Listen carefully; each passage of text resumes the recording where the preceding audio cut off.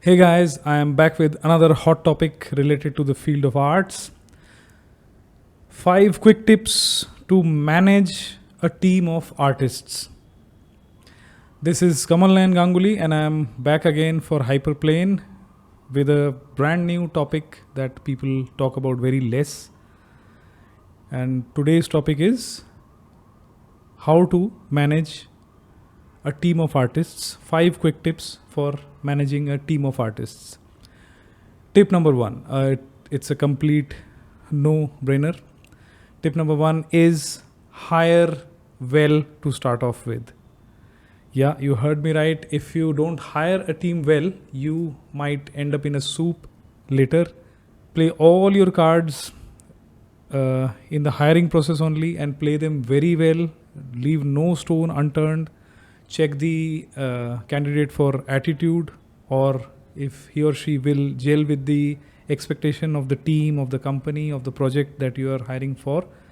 This is very important. I myself have gotten carried away a few times and hired wrong people who were kind of entitled, and when they realized that they were not that good, that they had an opinion of themselves, so it was a very painful divorce in the end. So hire very well, guys. Half of the battle is won when you roll out an offer.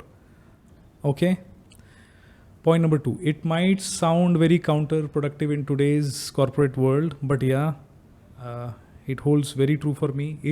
It is to build personal relationships with your team. You all know artists are a very emotional bunch of people. They are driven by their emotions, their feelings. Art is all about subjectivity. So artists are very deep and very feeling people. So unless and until you build strong personal relationships with your team, you won't be able to extract the maximum creative potential out of them. So I have my colleagues as friends from decades ago. We worked in, even if a few months together, but yeah, I'm still personal friends with them. We hang out, we enjoy, and we share our creative ideas, creative goals in life. So yeah, building personal relationships is very important when you are managing or leading an art team. Point number 3 is building two-way trust. So don't just learn to trust your team, allow them to trust yourself as well. So trust should be both ways, like in real life. This tip is relevant for any kind of team you are leading or managing. Building two-way trust. How will you do that in an art team? Art is about skills, about talent. So you have to be on top of your game so that your team knows that this guy or this girl means business, and they trust you. They can take the leap of faith when you are at the helm of things, and they can follow your guidelines and lead. So yeah, building two-way trust. And how will you earn their trust? You have to invest. First of all, you have to allow them to gain your trust. You took care of point number 1. You hired a very good resource, a very good person, a very motivated, driven person. Now you have to put the weight on his or her shoulders and expect a few things and allow him to gain the trust of the company, the project, your trust as well, or the other managers. So yeah, two-way trust is very important. Point number 4 is a military mentality kind of a thing. You win together and you lose together. It is all about emotions after all. Art is all about emotions. So winning is an emotion, a strong emotion. Losing is also a strong emotion. So share the burden, share the loot, the riches, as well as the misery with your team. That will allow the formation of those deep bonds. You have to win and lose together. That feeling of euphoria as well as the feeling of dejection has to be shared. Do not take everything on your shoulders, or do not put everything on the team's shoulders. Also, it can be both the credit as well as the failures. So enjoy both of them together. That will give a very strong bonding to the team.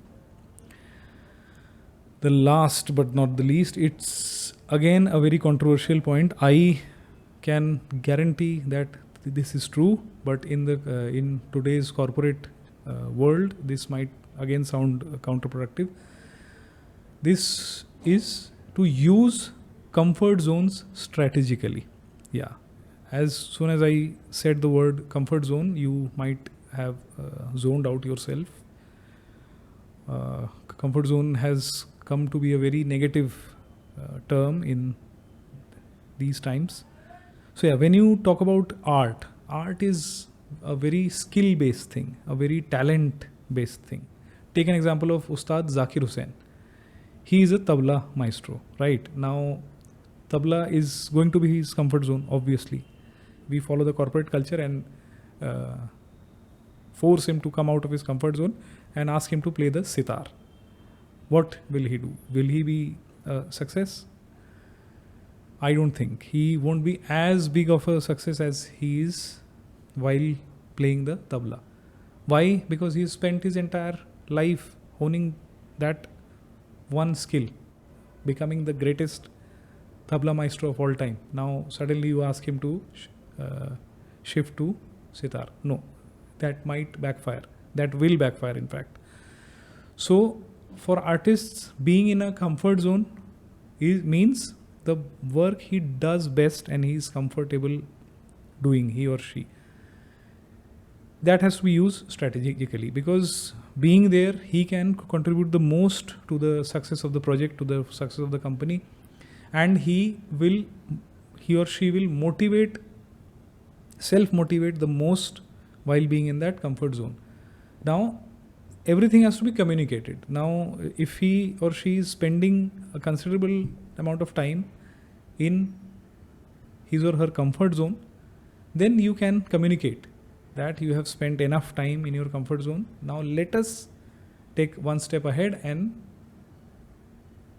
wander into some uncharted waters, so that both you and us, the company, benefits from a newly acquired skill or a newly developed project or anything.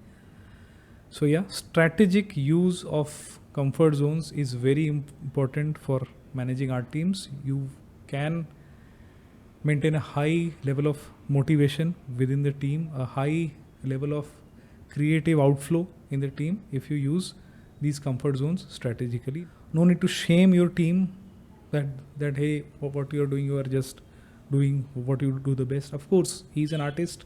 He has acquired those skills over years and years of practice. So allow him the opportunity to stay in comfort zone and extract the best possible output.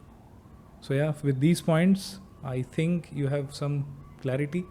So yeah, I will elaborate on some of these points and more even in upcoming videos. Please let me know if any of these thoughts made any sense or did not make any sense to you via comments. Give me a like, a share and a subscribe. And please feel free to bring any other ideas or any other suggestions about what other videos I can do. All the best and very happy to have you here. Thanks guys. Goodbye.